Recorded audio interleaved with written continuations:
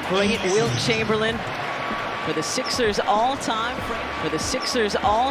franchise record of 68 points in a game. Chance at 70. Embiid, coast to coast for 70.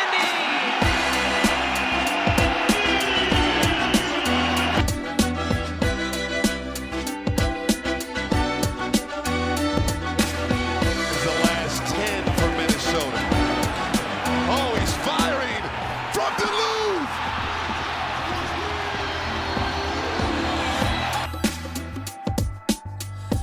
What a crazy night in the association.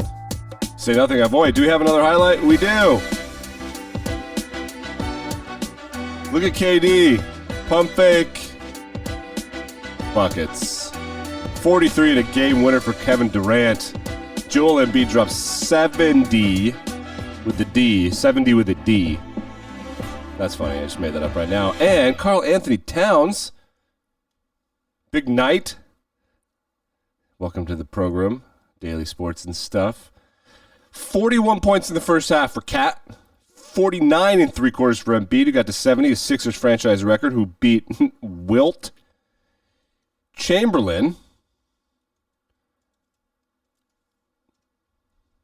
And I'll tell you, the interesting thing about this is not that it happened, but that the Timberwolves lost the game. They were leading, as you can see here.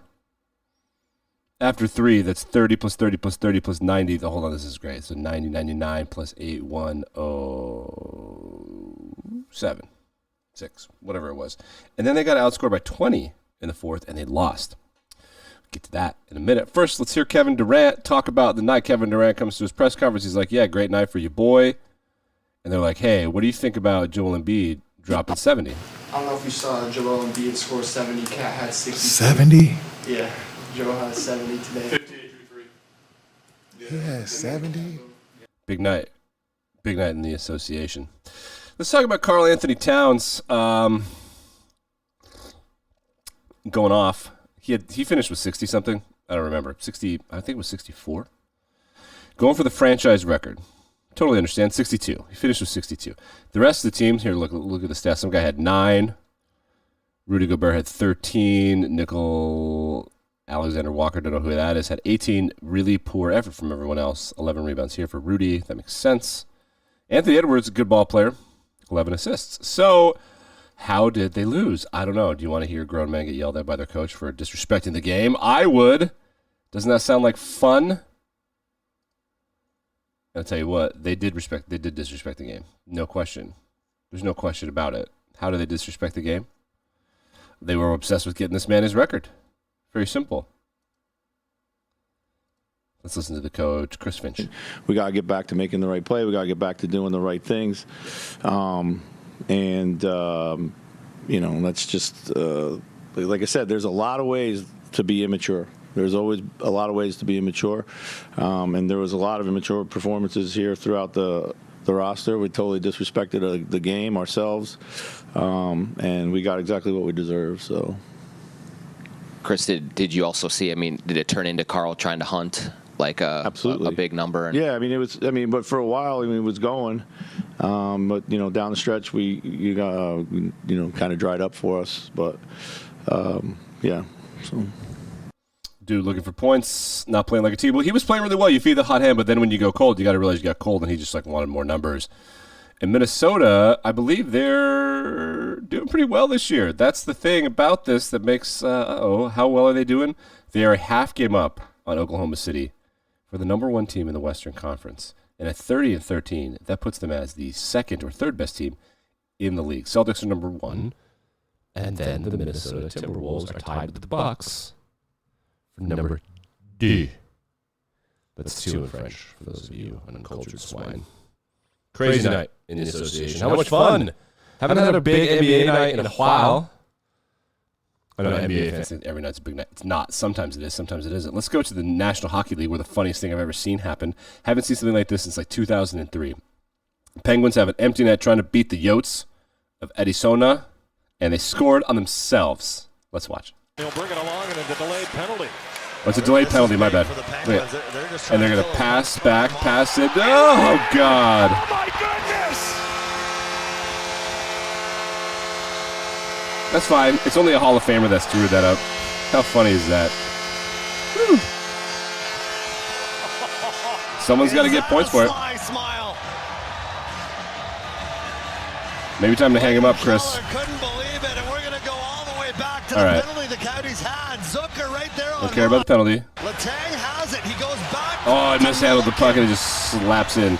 So, if for those of you that don't know the NHL, when the goalie is pulled, they pull the goalie because either A, it's desperation time to win the game, or B, there's a penalty. And when there's a penalty, you can have the puck for as long as you want, but as soon as your opponent touches it, the whistle blows.